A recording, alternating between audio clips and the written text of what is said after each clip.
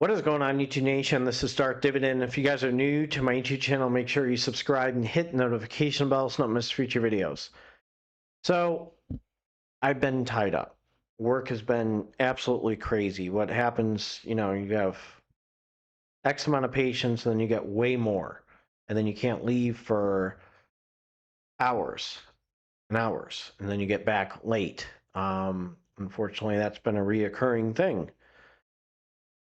But something that's reoccurring is YMAX. And when you have a standard, okay, think about this. When you're in a relationship, a job, is it what you expected? Is YMAX what you expected? Okay.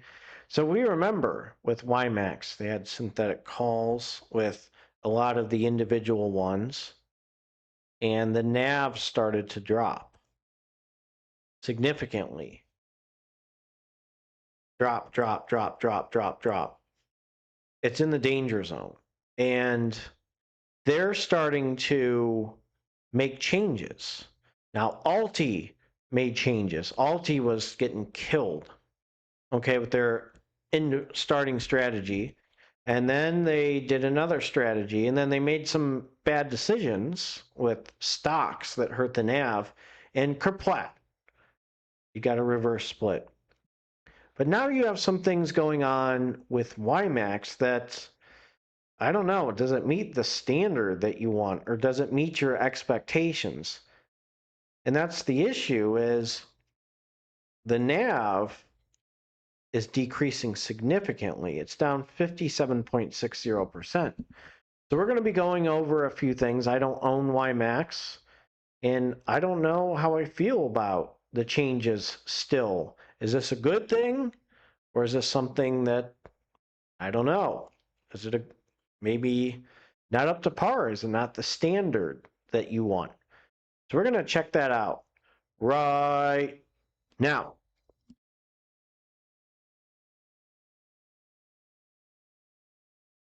The YieldMax Universe Fund Option Income ETFs. It's the fund of funds. And it has weekly income potential, has a diversified exposure. It offers access to a broad mix of YieldMax ETFs, each tied to leading companies in ETFs that's in a single investment. And then you have simplified access. Investors can participate in the YieldMax strategies across multiple stocks and ETFs without the need to manage individual positions. And then the distribution rate is 48.25%. We have a return of capital, which is 60.98%. Its performance has been down a little bit. You have an expense ratio of 1.28%, so be aware of that. The distributions appear to be dropping. That should raise an alarm. Should raise an alarm.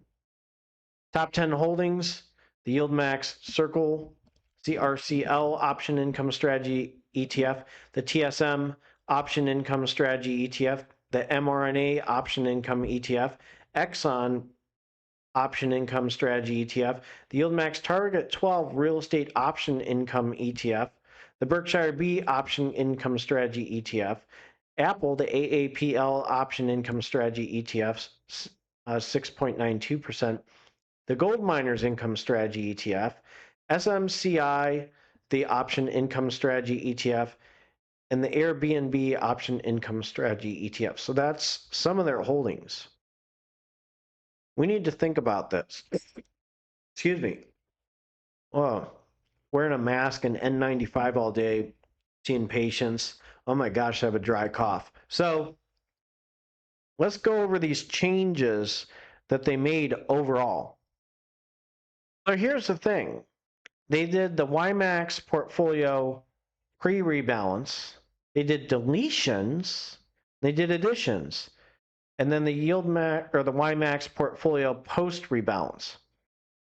So it deleted some ones that weren't doing too well. YBIT, TSLY, HOOY, HIYY, GOOY, FBY. Now I added CHPY. That one's doing well with the NAV.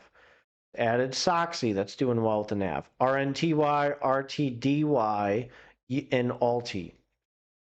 So the portfolio post rebalance, we have MRNY, JPO, GDXY, CRCO, CHPY, BRKC, APLY, ABNY, RBLY, RDTY, RNTY, SMCY, soxy, TSMY, and then ulty, and then XOMO. So the first thing they said, we're excited to share the initial rebalance of YMAX, making the first step in our enhanced, more dynamic portfolio framework.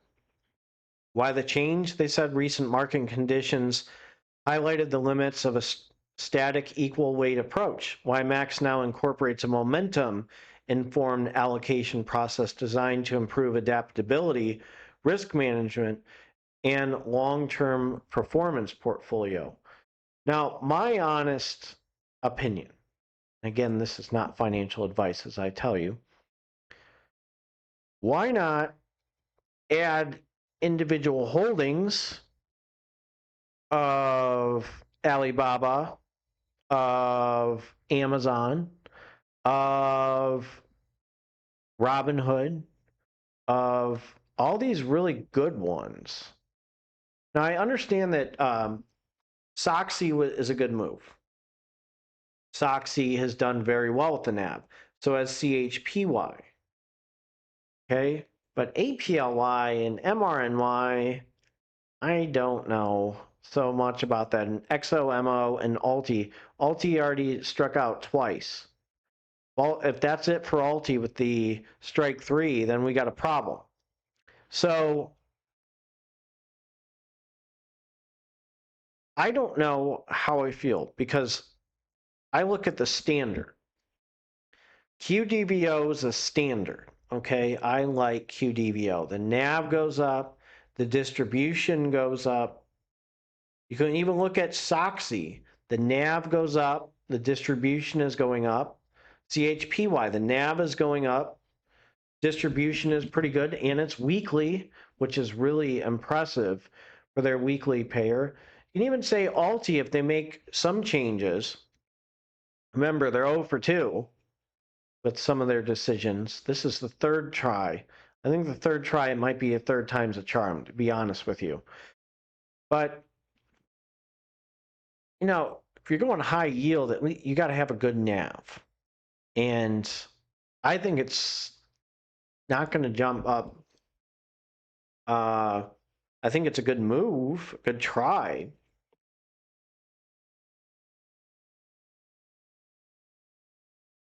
But I don't know long-term what it's going to do. I know what to expect with CHPY. Just look at my previous video. I know what to expect with Soxy. I know what to expect with bigy. They can even add other things. But you just, you know, they're in a spot that's pretty tough to gain some ground with the NAV. And I think they need to add holdings. That's just me, to keep on going. I don't think it's something that I would buy. Is it meeting expectations? No. I'll watch. I'll definitely watch and see if there's long-term potential. But these little portfolio options income ETFs, I think they're all terrible. I sold them at the right time with msty. msty was the one that had the hope in NVDY, but the NAV is not really improved. Now, you look at the roundhill ETFs, their ETFs seem like they can gain some ground if things get better.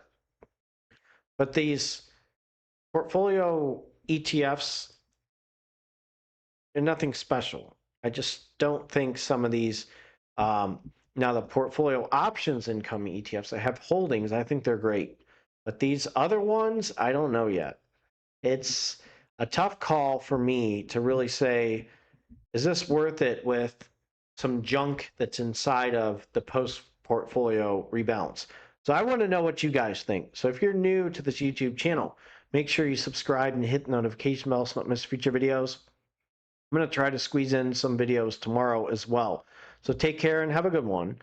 Make sure you read that disclaimer in the beginning, and make sure you don't use my YouTube channel as financial advice or tax advice. Take care.